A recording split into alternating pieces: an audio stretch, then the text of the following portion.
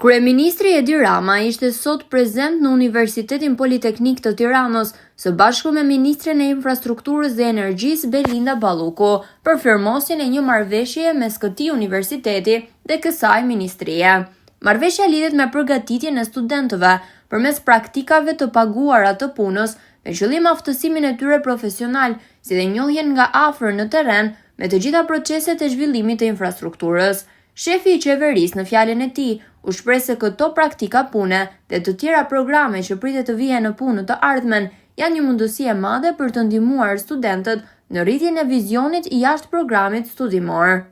Kryeministri në mbyllje të fjalës së tij ju drejtua të gjithë pedagogëve të universiteteve për të pasur një angazhim të shtuar në rritjen e komponentit të inteligjencës artificiale, si dhe për ta integruar në të gjitha hapësirat e universiteteve të vendit. Ndër të tjera, Rama tha se inteligjenca artificiale do të jetë pjesë e buxhetit që do të hartohet për vitin e ardhshëm. Ju falenderoj shumë dhe uroj shumë që për studentet që do të përfshihen në këtë program që synon rritjen e numrit të vajzave në një fushë ku në fakt ne nuk është se kemi një problem të pabarazisë gjinore, por programi është një program i tillë dhe nuk kemi po ashtu asnjë arsye që ta refuzojmë, përsa kohë programi hyn në një kuadër më të gjerë ndërveprimi me një institucion të rëndësishëm ndërkombëtar. Unë përsëris atë që tha edhe ministria, thirrjen që djemtë mos dekurajohen nga mbështetja për vajzat, që burrat mos ta humbasin durimin nga mbështetja për gratë.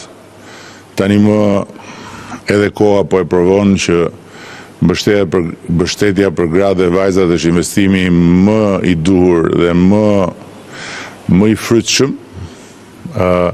Dhe unë shpresoj që tjetë një investim që qoftë për inat të i motivoj më shumë burrat, sepse përgjithsisht janë më të rehatuar nga një pamja e procesit të menduarit se sa që janë gratë dhe vajzat.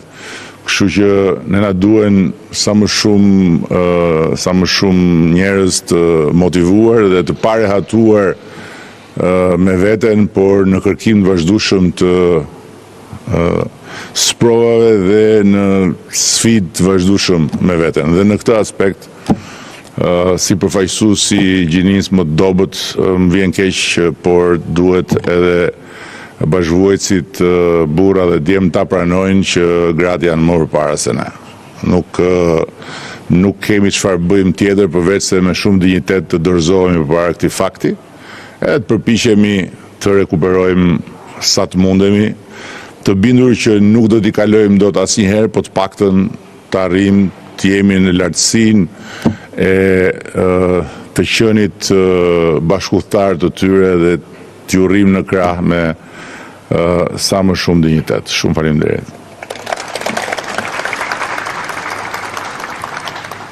E kësaj praktike. Nga ana tjetër, keni parasysh që me fillimin e linjës hekurudhore Tiranë-Durrës, e cila duhet njësë operimet brenda vitit 2026, do të nevojiten punonjës të trajnuar në mënyrë të ngjashme me stafin e kontrollit të trafikut ajror. Jemi duke kaluar në një nivel tjetër. Më kujtohet kur unë fillova të drejtoja trafikun ajror, ishte një nga punët më të kërkuara, pasi me të vërtet bëhej fjalë për një trup të zgjedhur, elit, prej 70 personash, ndërkohë që sot ne do të zhvillohemi në mënyrë paralele dhe në dy sektorë të tjerë modern, që është ai i kontrollit detar, duke pasur parasysh të gjithë projektet që Republika e Shqipërisë ka dhe masterplanin që jemi duke dizenjuar për të pasur në 476 kilometrat e bregdetit ton disa marina moderne dhe të qëndrueshme, bazuara mbi inovacionin dhe nga ana tjetër të gjithë rrjetin hekurudhor, i cili do të kontrollohet me dispeçeri të ngjashme me ato të aviacionit. të gjithë ta specialistë duhet dalin nga radhët tuaja. Dhe sot do të përfitoja nga rasti për t'ju thënë edhe një fakt tjetër shumë të rëndësishëm.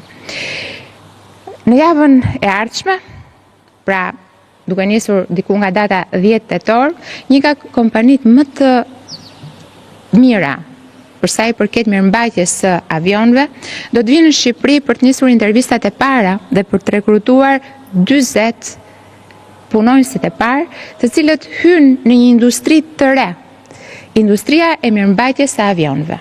Diçka që nuk e kemi pasur deri më sot. Kjo është një kompani italiane ekselence, e cila ka hyrë në marrëveshje me aeroportin ndërkombëtar të Vlorës për të ngritur atje hangarët e parë dhe për të punësuar vetëm punonjës shqiptar.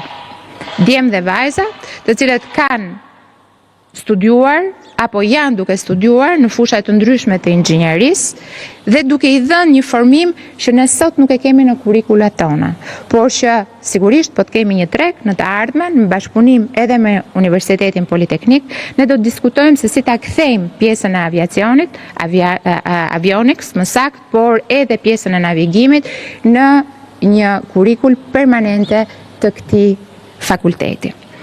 Nga ana tjetër, duhet kemi parasysh që sot shumë fusha po bazohen mbi inovacionin. Ose do të thoja më saktë, gjithçka po bazohet mbi inovacionin dhe qeveria shqiptare ka një prioritet. Tashmë ne kemi edhe një ministre, e cila vjen si një produkt i inteligjencës artificiale. Trafiku rrugor, duke nisur nga viti 2026, do të jetë gjithashtu një nga sektorët ku inovacioni do të lullsoj, përmes një qendre të monitorimit të trafikut, apo përmes kamerave inteligjente që do të ndihmojnë të gjithë procesin në të gjitha akset kombëtare duke nisur me 200 kilometrat e para. Aviacioni ka qenë gjithmonë inovator, por do të shkojë dhe më tej. Tashmë, me numrin e fluturimeve dhe me numrin e pasagjerëve që ne përpunojmë në një nga aeroportet tona, siç është rasti i Rinasit, ku ka arritur në 53.000 pasagjerë në një ditë, që dikur ne mbanim si ditë të shënuar një rekord me 20.000 pasagjerë, sigurisht inovacioni duhet të jetë prezent. Por inovacioni nuk zëvendëson në asnjë rast kapitalin njerëzor.